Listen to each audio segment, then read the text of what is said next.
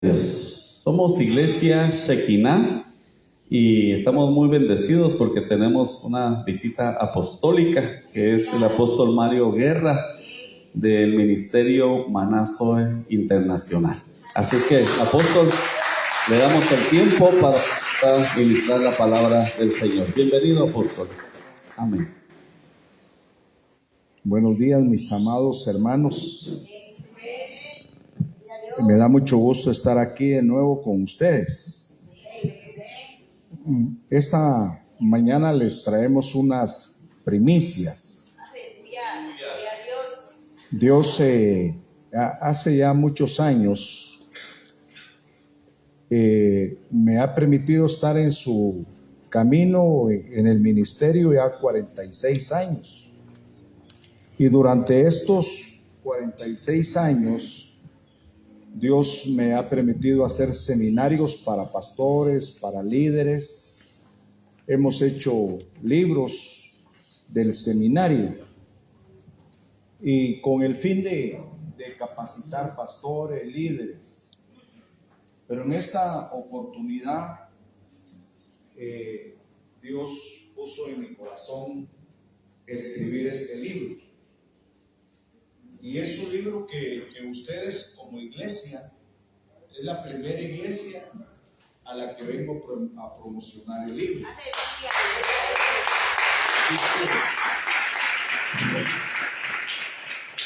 Ya después, miércoles, viernes, sábado y domingo, estaré yendo a más iglesias a promocionarla.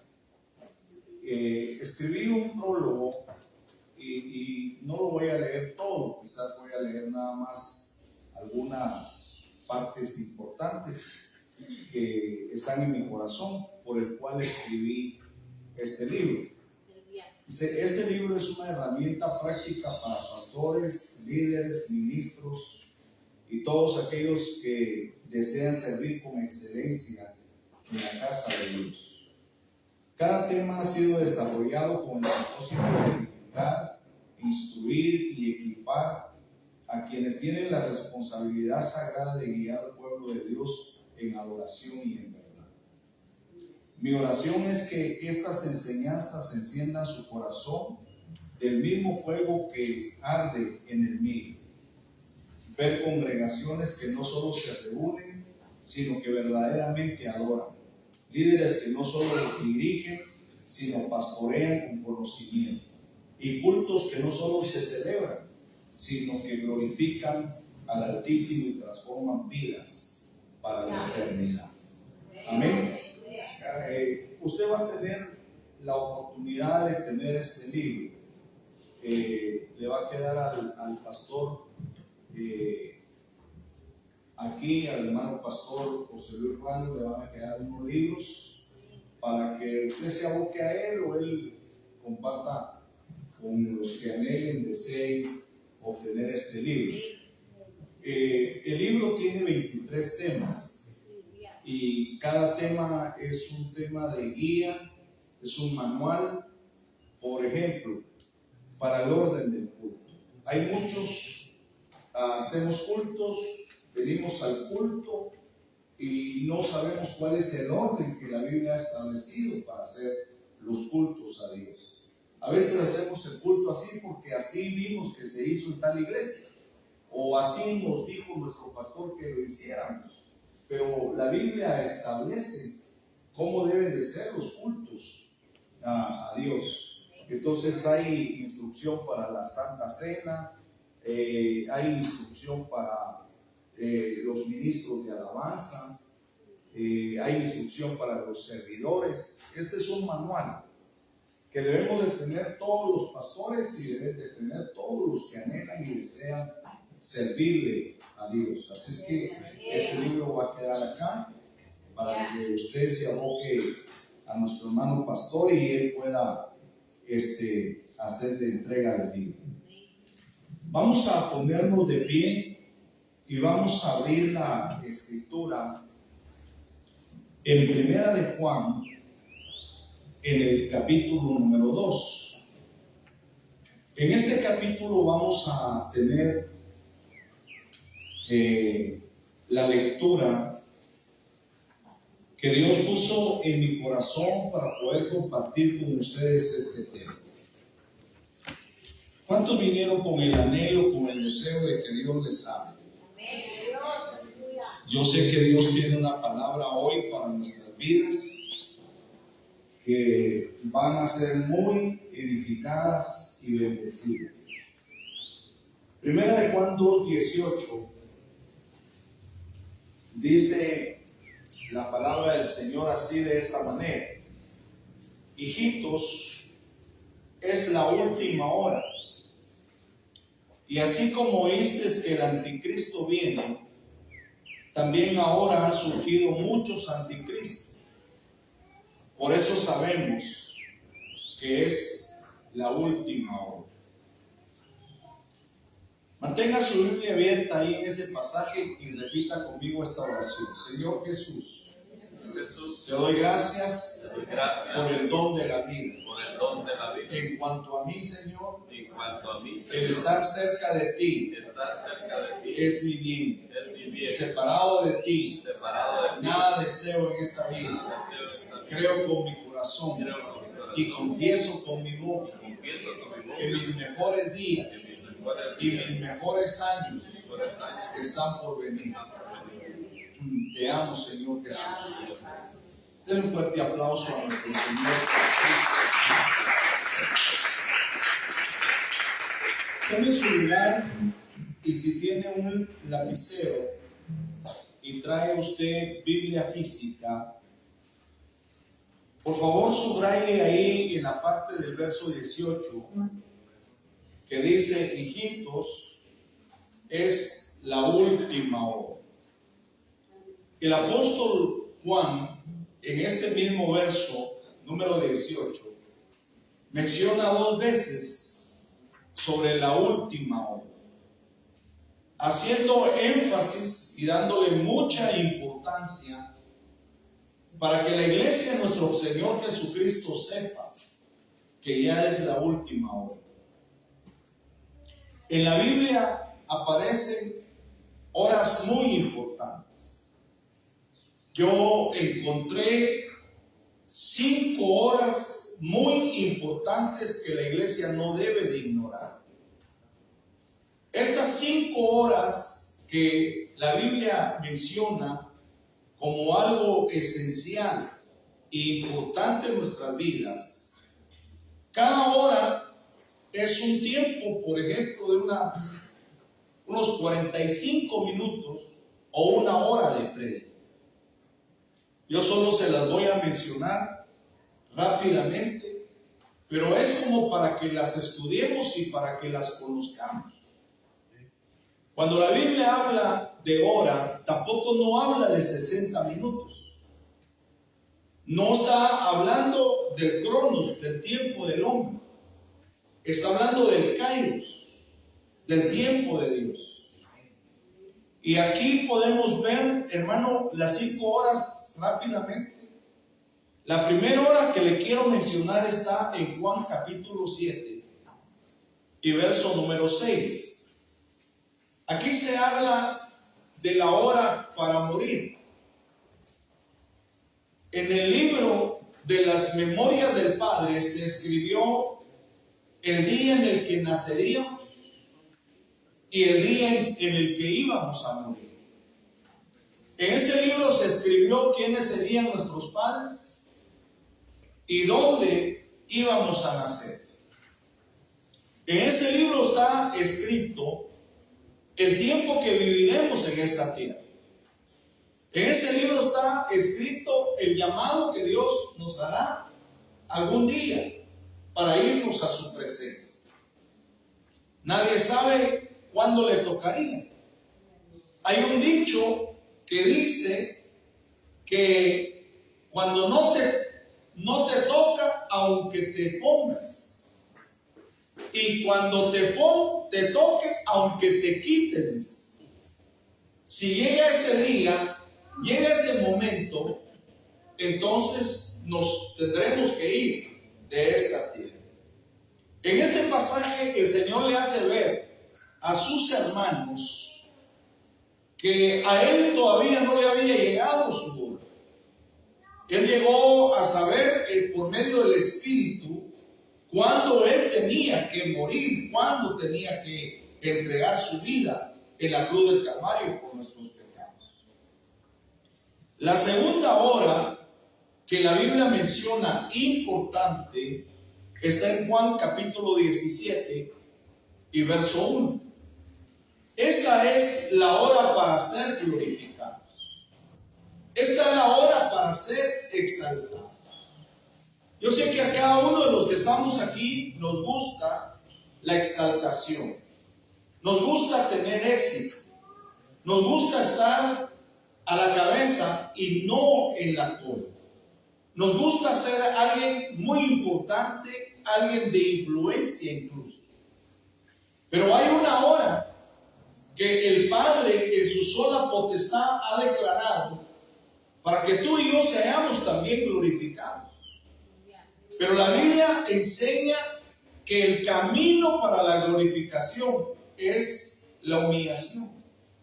Nadie puede llegar a ser exaltado o estar a la cabeza o tener éxito si no ha pasado por el camino de la humillación. Llegar a tener éxito antes del camino de humillación sería malísimo para cualquiera.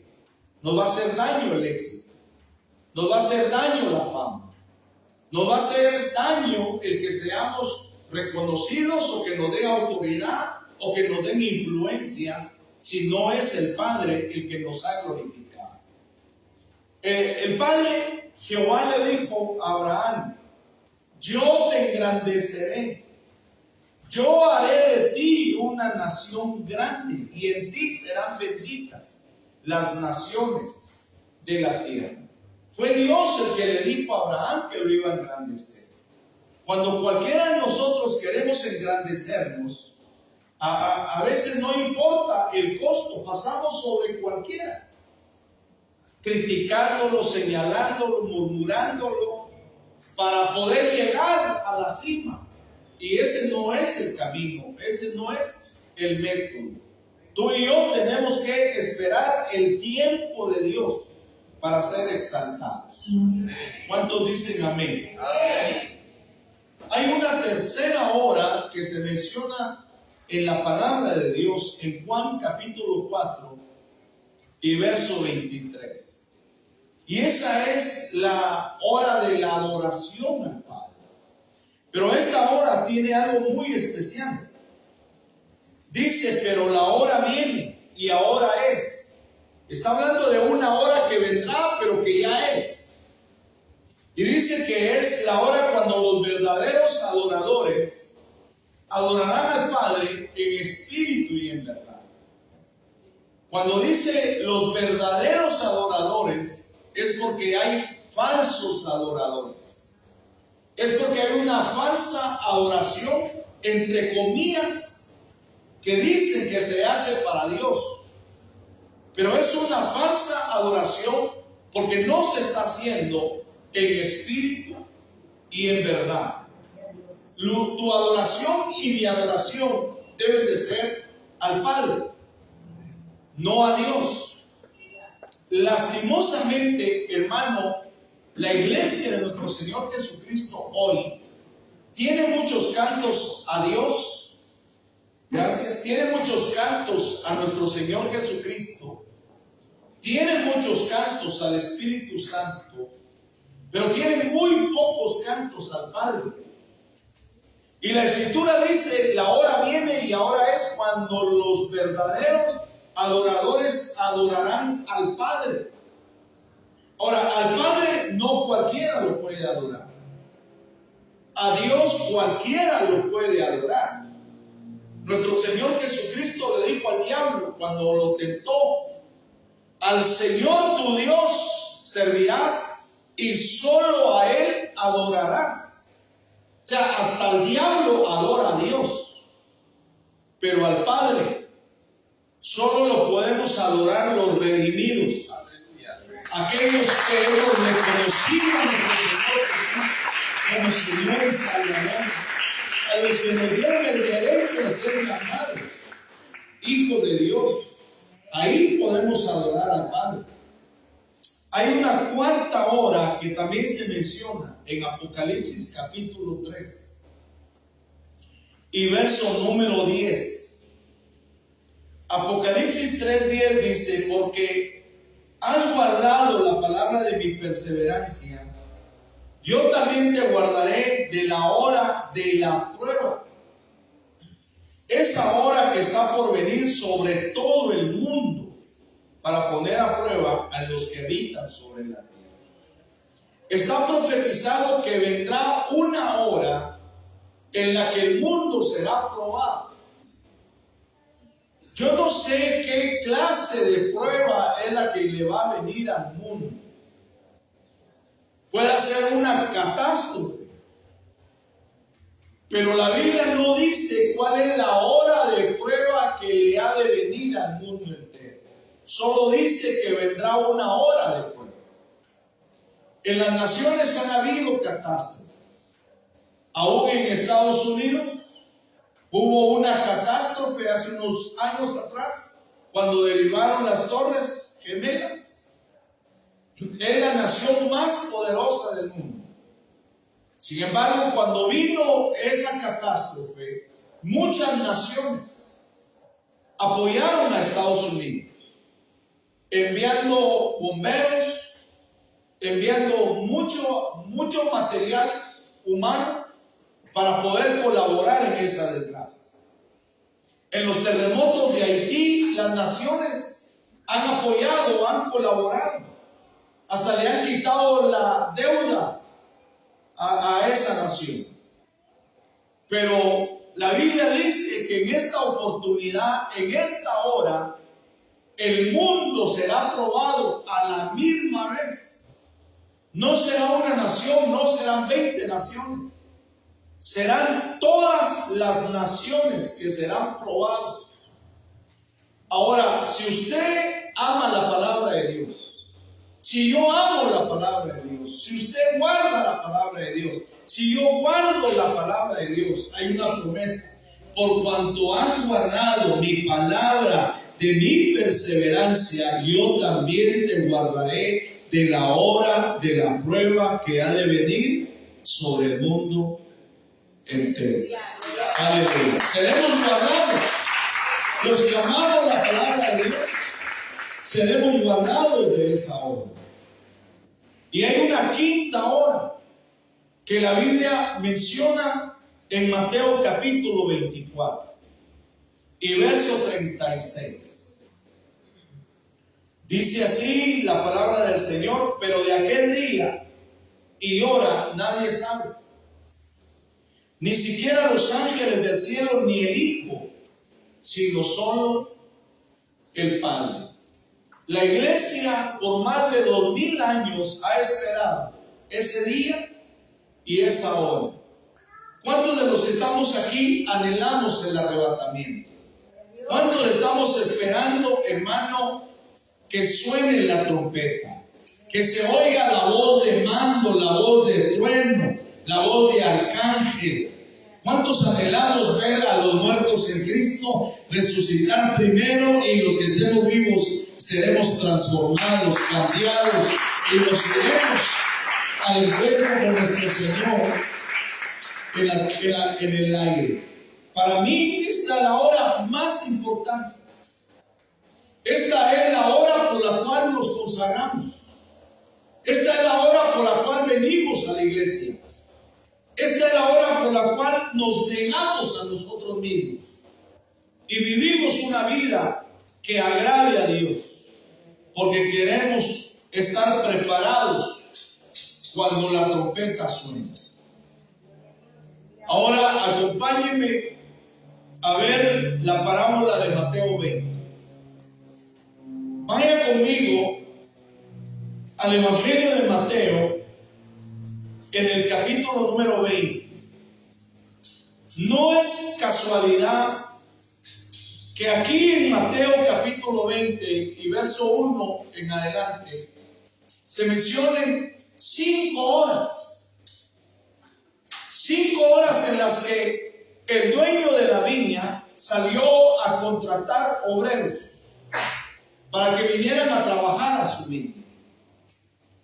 Dice el verso 1, porque el reino de los cielos es semejante a un hacendado que salió muy de mañana a contratar obreros para su viña.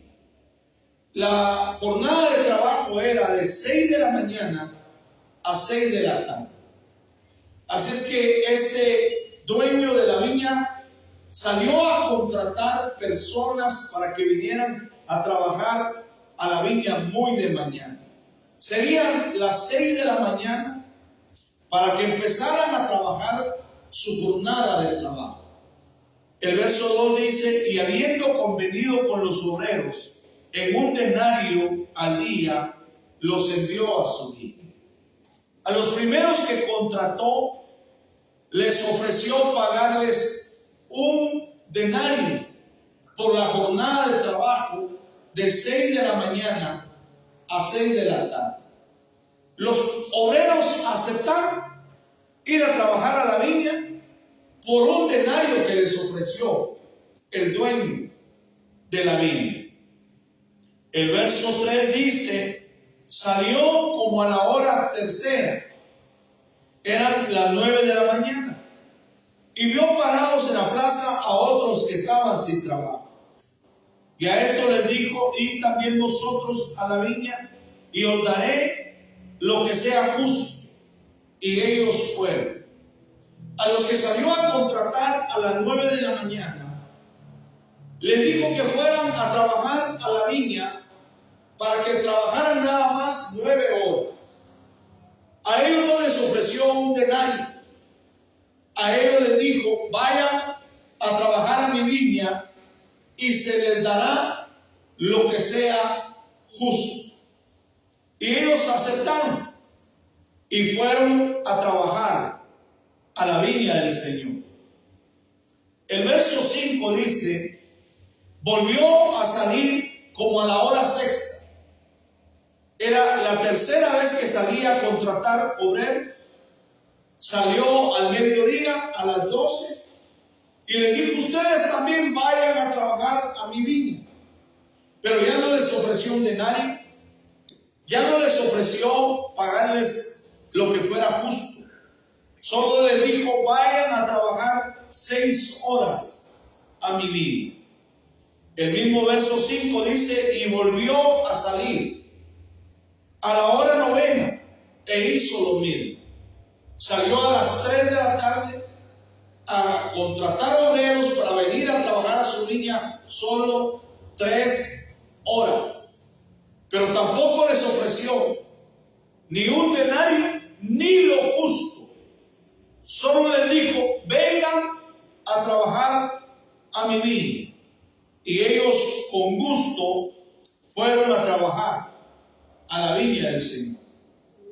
El verso 6 dice, y saliendo como a la hora 11:00, ¿qué hora es? Las 5 de la tarde. Era la 5ª hora en la que salió a contratar obreros para que vinieran a trabajar a la viña 1 hora. ¿Cuánto tiempo? 1 hora. Era la última hora. Después de las 6 de la tarde ya no se trabajaba. Ya no había otra hora extra. Y estos obreros que fueron a trabajar 1 hora a la viña del Señor, tampoco se les ofreció ni un denario, ni tampoco se les ofreció pagarles lo que fuera justo. Simplemente le dijo, vayan a trabajar a mi viña. Y ellos fueron, aceptaron ir a trabajar 1 hora. Yo no entendería al dueño de la viña. ¿Quién va a salir a contratar obreros para que vengan a trabajar a las 5 de la tarde? Para que vengan nada más 1 hora. Aquí hay algo que tenemos que comprender, la iglesia de nuestro Señor. Pero quiero que leamos antes el verso 8. Y al tardarse, o al atardecer, perdón, el señor de la viña dijo a su mayordomo: llama a los obreros y págale su jornal, comenzando por los últimos hasta los primeros. Llegó el momento, llegó el tiempo en el que tenían que pagarle a todos los obreros, a todos los que habían trabajado en la viña del Señor. Pero el dueño de la viña le dijo al mayordomo: llama primero a los que trabajaron nada más una hora. Y le dio la orden que les pagara, verso 9, a cada uno un denario. Se puede sentir, usted puede sentir el sentir que tuvieron los que trabajaron 12 horas, cuando vieron que a los que trabajaron una hora le pagaron un denario. Les preguntaron: ¿cuánto les pagaron a ustedes, los primeros que recibieron su salario de jornada de trabajo? Y ellos dijeron: nos pagaron un denario. Aquellos hasta subaron las manos y dijeron: si estos que trabajaron una hora les pagaron un denario, ¿cuánto nos van a pagar a nosotros que trabajamos 9 horas? ¿Cuánto nos van a pagar a los que trabajamos 12 horas? Nos van a pagar más. Pero el dueño de la viña decidió que a todos les pagaran un denario. A los que trabajaron 12 horas, a los que trabajaron 9 horas, a los que trabajaron 6 horas, a los que trabajaron 3 horas, a los que trabajaron 1 hora, les pagaron un denario. Por supuesto que los que trabajaron 1 hora y recibieron un denario se sacaron el chacachaca, se sacaron la lotería, estaban súper felices. Los que trabajaron 12 horas y les pagaron un denario se molestaron, le reclamaron al dueño de la viña, creyeron que él había cometido una injusticia, y el dueño de la viña le dijo: no es mi viña, sí es tu viña, no es mi dinero, sí es tu dinero. ¿Por cuánto te contraté? Me contrataste por un denario, ¿y cuánto te estoy pagando? Un denario. ¿Y entonces cuál es tu molestia? Si lo que te dije que te iba a pagar, eso te pagué. Ahora, hermano, mire, esto sería una injusticia si no conociéramos los principios del reino.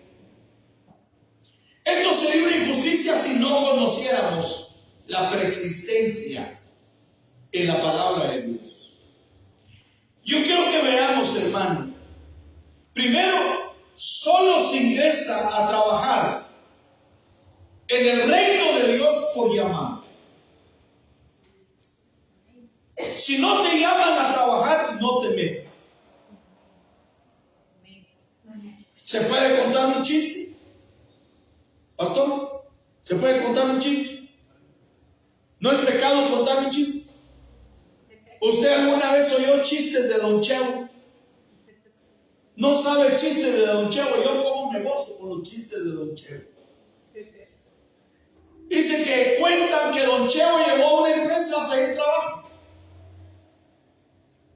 Y entonces lo entrevistaron y le dijeron: bueno, está contratado. ¿Usted quiere trabajar? Y Don Chevo dijo: sí, yo a eso vine, yo quiero trabajar. Entonces le dieron trabajo. Llegó la primera quincena y le pagaron a todos y no le pagaron a Don Chevo. Bueno, dijo: tal vez me van a pagar en el mes. Llegó el mes, le pagaron a todos y no le pagaron a Don Chevo. 3 meses y no le pagaban a Don Chevo. Él pensaba que se lo estaban acumulando. Entonces llegó a la oficina y fue a reclamar que ya llevaba 3 meses y que no le pagaban. Entonces le dijeron: Don Chevo, ¿usted a qué vino a la empresa? Yo vine a pedir trabajo. Bueno, eso le pagamos.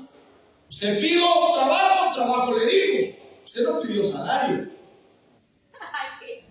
Usted no preguntó cuánto le íbamos a pagar.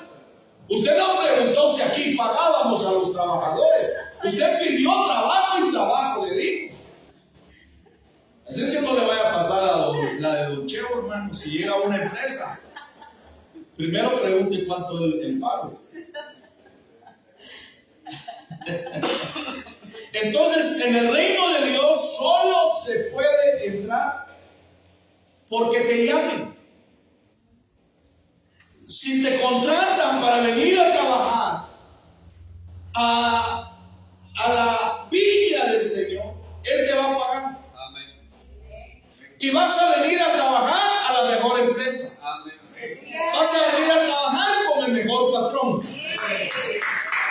Esta empresa es una empresa internacional. Paga en dólares, paga en yenes, paga en oro, paga en plata, hasta en quetzales paga. ¿Aló? Nada más que se debe de trabajar con ahínco, con responsabilidad. Porque a los negligentes y a los ociosos e irresponsables no tienen derecho a reclamar salario si no trabajan con interés y con amor.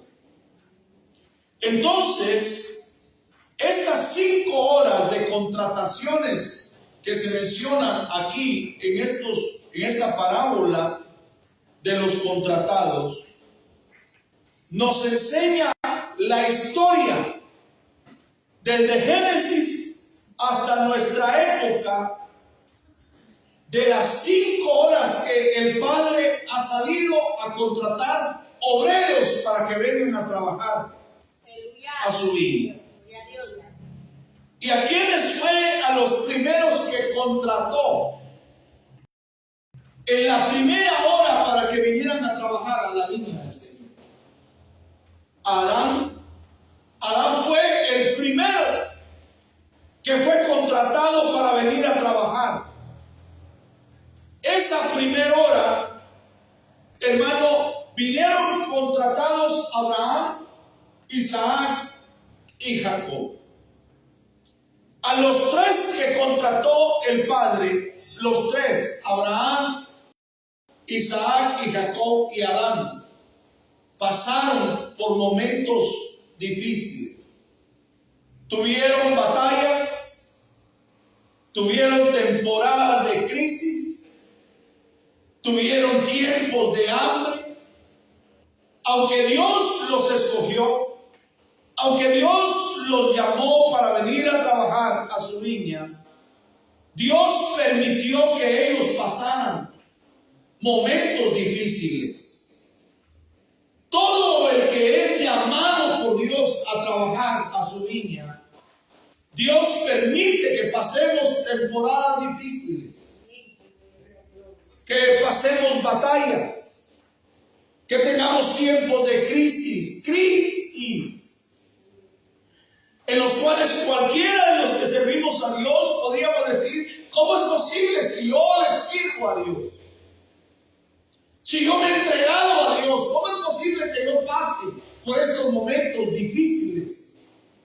Pero todo el que es contratado para venir a trabajar en la viña del Señor, Dios permite que pasemos momentos difíciles. La Biblia habla que los 3, Abraham, Isaac y Jacob, los 3, pasaron tiempos de hambruna. ¿Aló? Sí. Hubo hambre en los días de Abraham. Y él bajó y se descendió a Egipto. Y hasta mencionó que su esposa era su hermana. Hubo hambre en los días de Isaac. Hubo hambre en los días de Jacob. Los 3 no fueron perfectos. Los 3 tuvieron debilidades. Los 3 tuvieron errores. Los 3 pecaron, siendo siervos, siendo obreros, trabajando para Dios en la viña. Pero ¿cómo terminaron? ¿Cómo les pagó Dios? ¿Ah? Pasaron momentos difíciles, pero cuando llegó el tiempo de su pago, ¿cómo les pagó Dios? Los tres fueron ricos. Los tres fueron prosperados. A los tres engrandeció Dios. Usted sabe que de Jacob nacieron 12 hijos. Son las 12 tribus de Israel. Las 12 tribus de Israel componen el pueblo de Dios, esa nación llamada Israel. Los superbendijo Dios, porque a todo al que Dios llama a trabajar a su niña, lo bendice, los prospera. ¿Cuántos dicen amén? ¿Cuántos damos un aplauso a ese?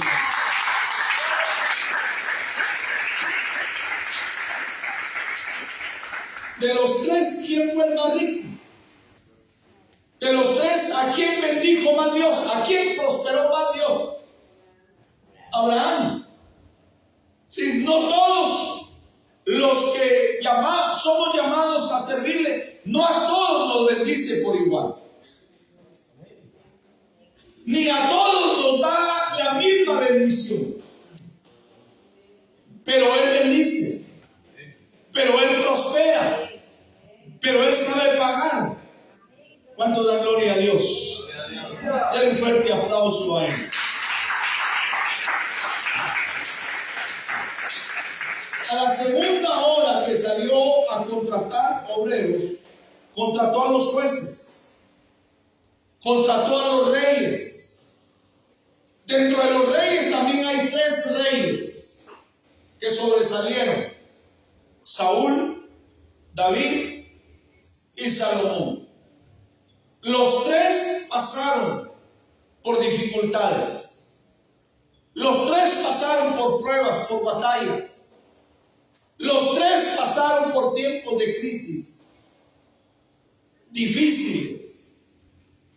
Porque al que Dios llama a trabajar en su viña, Él permite que crucemos por ríos, por mares difíciles, por enfermedades, por falta de trabajo. ¿Aló? ¿Cómo vivió Saúl? Saúl libró batallas. Saúl, Dios lo encontró cuando lo llamó, estaba buscando las asnas de su padre. Lo ungió, lo transformó, le dio poder, le dio autoridad y le dio grandes victorias ante sus enemigos. Logró agarrar el botín de los enemigos. Y David le dice a las doncellas de Israel: lloren a Saúl. Miren cómo las vestía Saúl, con el tipo de ropa con la que ustedes se visten, con los adornos que tienen. Todo eso Saúl se los había dado a las doncellas por las victorias que había tenido. Dios bendijo a Saúl. ¿Cómo le fue a David con el llamado que Dios le hizo para venir a trabajar a su viña? Libró batallas. 40 años reinó David, y dice que durante 40 años David tuvo batallas. No había terminado una guerra y ya estaba otra guerra esperando. No todos los que somos llamados a trabajar a la viña del Señor pasamos tanta batalla como la pasó David. Libró menos batallas Saúl que David. No digamos Salomón. Salomón no tuvo batallas de esa índole, de ir a pelear contra el enemigo. Pero a veces Dios permite a quienes nos llaman a trabajar en su viña que estemos batalla tras batalla. Creo que había un canto de Rudy Guerra, ¿verdad? No sé quiénes lo oyeron. Que estamos en batalla tras batalla. que la iglesia no se detiene. ¿Aló?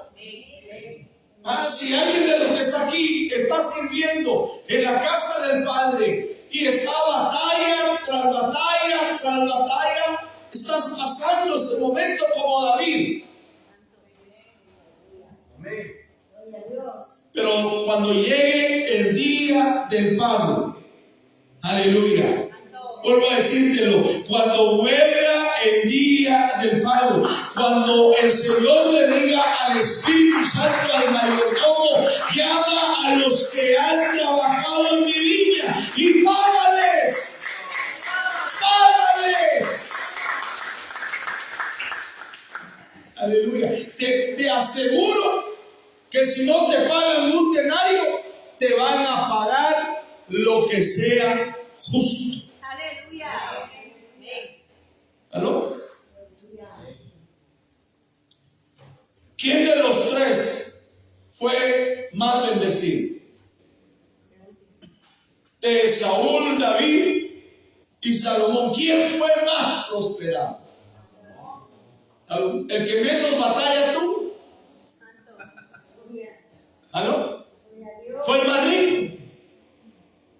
El que más pecó fue más próspero. Fíjense, hay cosas que no entenderemos. Pero usted y yo tenemos que saber que el que nos contrató no es injusto. Aunque nosotros reclamemos un día, pero ¿por qué a mí me pagas así y a este así? ¿Aló?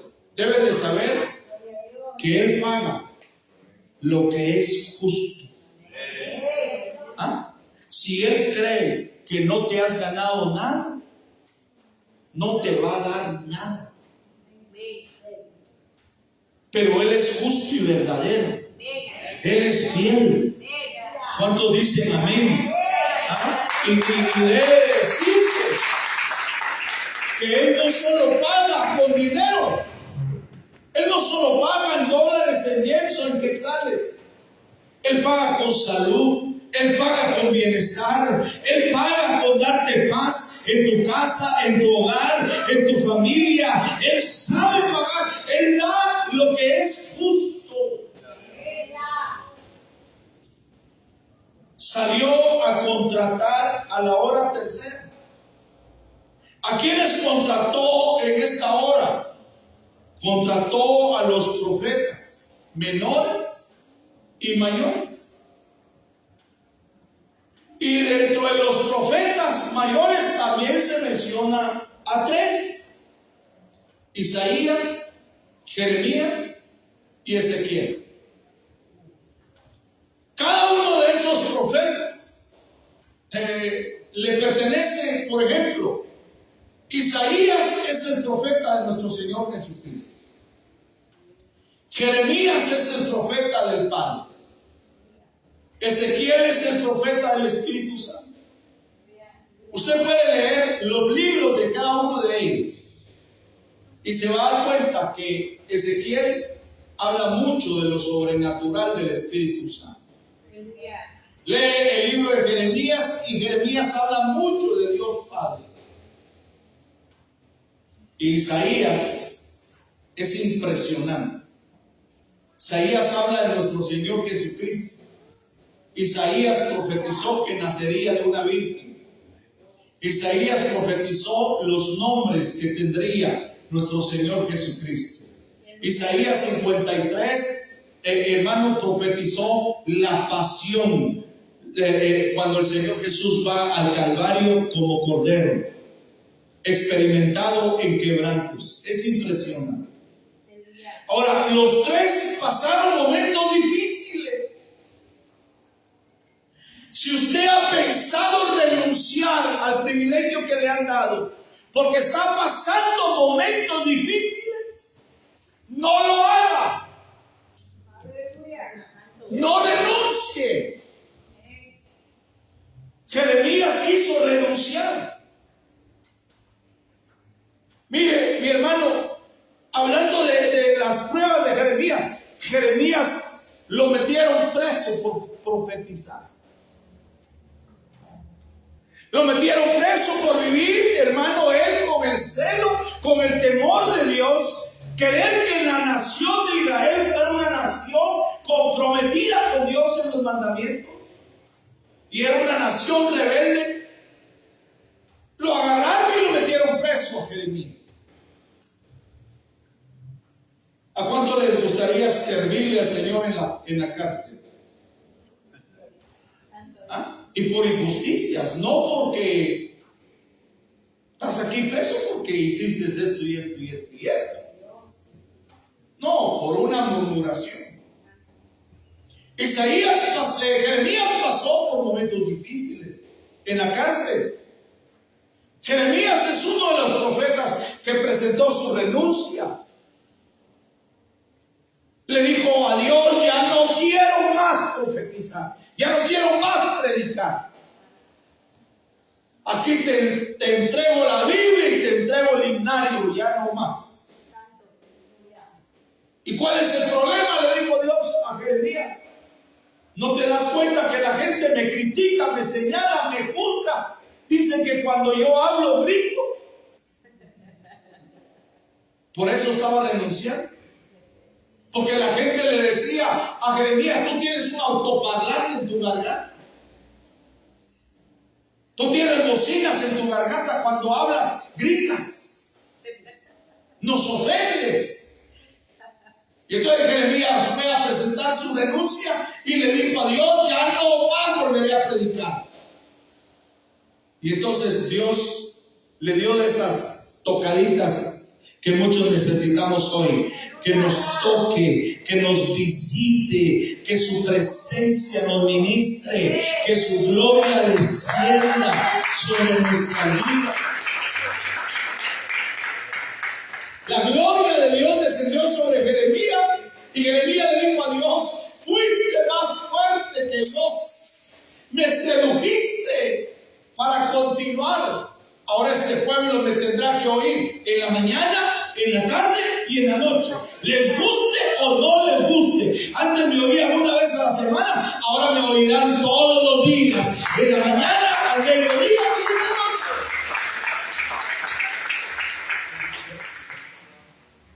Los que somos llamados, Dios permite que pasemos momentos difíciles. Pero ¿cómo bendijo Dios a Jeremías? ¿Quién de los tres fue más bendecido, más prosperado por trabajar en la viña del Señor? Jeremías. Dice el libro de Jeremías: Jeremías compró un terreno, hermano, que era de acres, que hoy día solo lo podría comprar un narcotraficante con la cantidad de dinero que pagó Jeremías en ese tiempo. No se lo ofrendaron, no se lo sembraron, lo compró, dice. Él compró un terreno, hermano. Era un profeta bendecido, era un profeta prosperado, era un profeta enriquecido. Aleluya. Yo estoy viendo a muchos aquí que están a punto de recibir su pago. Yo estoy viendo aquí obreros que han sido llamados a trabajar a la viña del Señor, que han pasado momentos difíciles, que ya viene el día de su pago. Aleluya. El fuerte aplauso.